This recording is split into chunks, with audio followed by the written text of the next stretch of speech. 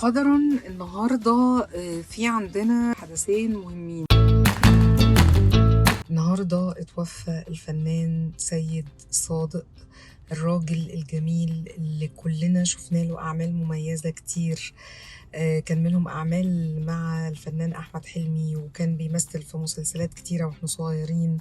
كان بيمتعنا دايما بأدواره، وكان صادق فعلا في كل دور هو بيلعب. ما لا تعرفه عن سيد صادق إنه سيد صادق كان راجل تاجر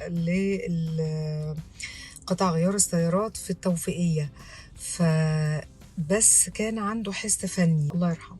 النهاردة بتحل ذكرى وفاة الفنانة دلال عبد العزيز، الست اللي ياما أمتعتنا بمسلسلات جادة، ومسلسلات فيها طابع الكوميدي. كان ليها أدوار جادة في كفر عسكر وحديث الصباح والمساء، وكانت دايما كده بتسيب بصمة أو لمسة كوميدية، لمحة يعني تخليك دايما فاكرها طول الوقت.